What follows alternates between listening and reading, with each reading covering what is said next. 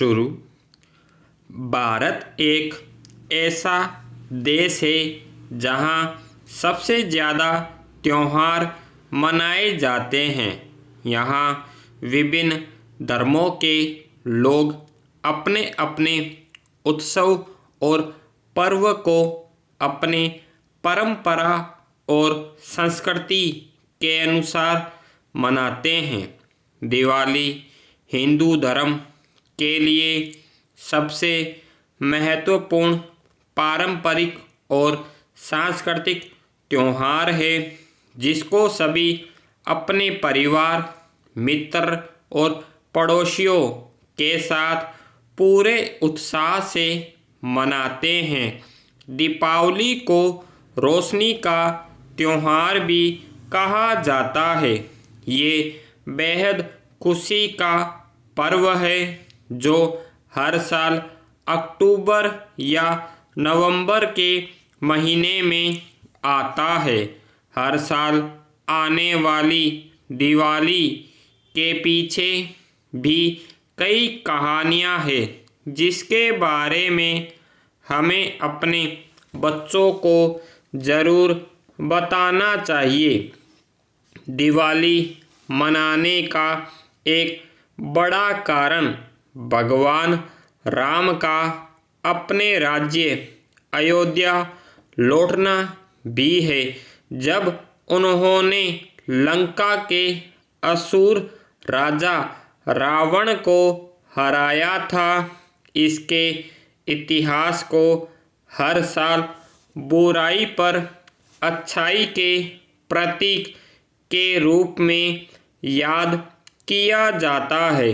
अपनी पत्नी सीता और छोटे भाई लक्ष्मण के साथ 14 साल का वनवास काट कर लौटे अयोध्या के महान राजा राम का अयोध्या वासियों ने जोरदार स्वागत किया था।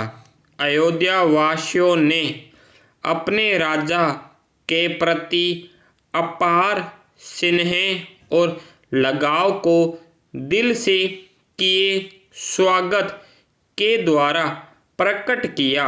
उन्होंने अपने घर और पूरे राज्यों को रोशनी से जगमगा दिया। साथ ही राजा राम के स्वागत के लिए आतिशबाजी भी बजाई। अपने भगवान को प्रसन्न करने के लिए लोगों ने लजीज पकवान बनाए। हर कोई एक दूसरे को बधाई दे रहा था। बच्चे भी खूब खुश थे और इधर उधर घूमकर अपनी प्रसन्नता जाहिर कर रहे थे। हिंदू कैलेंडर के अनुसार सूरज डूबने के बाद लोग इसी दिन देवी लक्ष्मी और भगवान गणेश की पूजा करते हैं। जहां एक और लोग ईश्वर की पूजा कर सुख, समृद्धि और अच्छे भविष्य की कामना करते हैं, वहीं दूसरी ओर 5 दिनों के इस पर्व पर सभी अपने घर में स्वादिष्ट भोजन और मिठाइयाँ भी बनाते हैं। इस दिन लोग पासा, पत्ता आदि कई प्रकार के खेल भी खेलना पसंद करते हैं। इसको मनाने वाले अच्छे क्रियाकलापों में भाग लेते हैं और बुराई पर अच्छाई की जीत के लिए गलत आदतों का त्याग करते हैं। इनका मानना है कि ऐसा करने से उनके जीवन में ढेर सारी खुशियाँ, समृद्धि, संपत्ति और प्रगति आएगी। इस अवसर पर सभी अपने मित्र, परिवार और रिश्तेदारों को बधाई संदेश और उपहार देते हैं।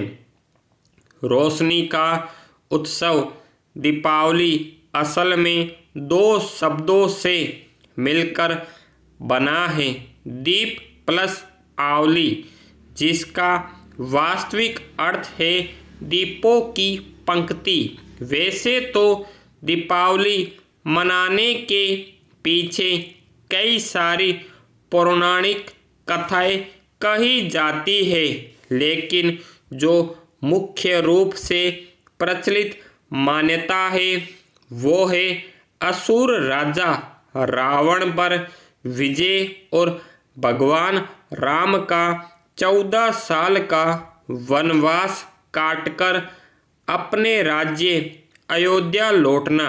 इस दिन को हम बुराई पर अच्छाई की जीत के लिए भी जानते हैं।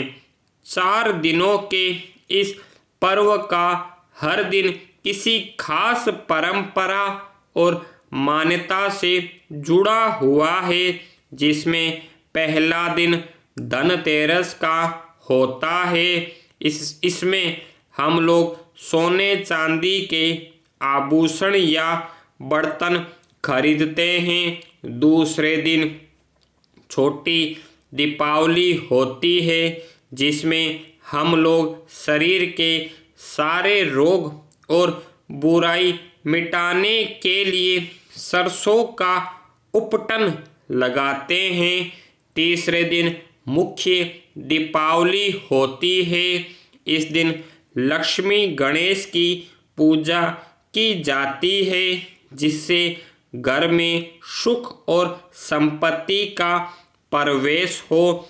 चौथे दिन हिंदू कैलेंडर के अनुसार नए साल का शुभारंभ होता है और अंत में 5 दिन भाई बहन का होता है, अर्थात इस दिन को भैया दूज कहते हैं। स्टॉप।